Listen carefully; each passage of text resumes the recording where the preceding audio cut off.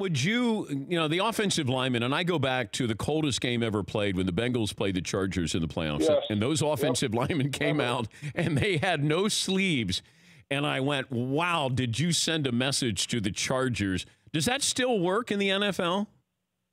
I love it. I never wore sleeves, Dan.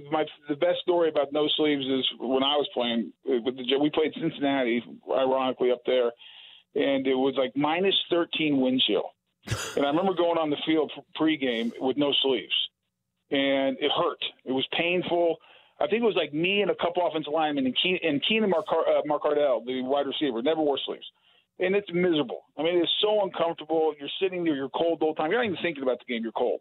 So we walk in, and I'm actually, for the first time in my career, considering putting sleeves on before the game. And I look over, Keenan's putting his sleeves on. I'm like, maybe I should do it. And I'm sitting there thinking about it, and Tom Coughlin walks up to me. And he goes, hey, you need to put some sleeves on. It's going to be cold out there. It's dangerous. At that moment, I looked at him and said, there is no bleeping way I'm putting some sleeves on. If you're going to tell me to do it, I'm not doing it. So I got a bunch of Vaseline and put Vaseline all over my body and walked out there with no sleeves. And it wasn't very smart because I don't think it intimidated anybody. I don't think it made anyone think he's like scary. Like, we don't want to play him now because he has no sleeves. I think they looked at me and said, he's an idiot. He has no sleeves on, and he's colder than we are, so we're better off. So, but it's something mentally. I never wore them. I don't think I ever would. And I have no idea how I handled it because now I'll go up, living in Florida, I'll go up to New England, and I will be cold the entire time. Okay. And complain the entire time about being cold. But that brings up an important point that we always look at that. The Tampa Bay Buccaneers could never win a game when the temperature was under 40 degrees or something. They were famous for not being able to. Yep. Here are the Chargers coming east, and how do you prepare for that weather if you're the Chargers where it's not going to have a real effect on your game plan?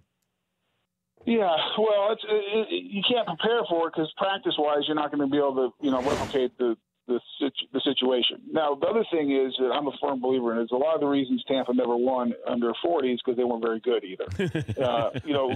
Like good teams, like everyone says, it's hard to win on the road. Not if you're good. Like if you're good, you win on the road. The Chargers are 9-0 outside of Los Angeles County this year. They're a good football team. They're 12-4. I don't think they're going to walk. They're not going to walk into Foxborough and Gillette Stadium and go, "Oh my gosh, we're on the road. It's cold." I mean, this is a veteran group. They're a good football team.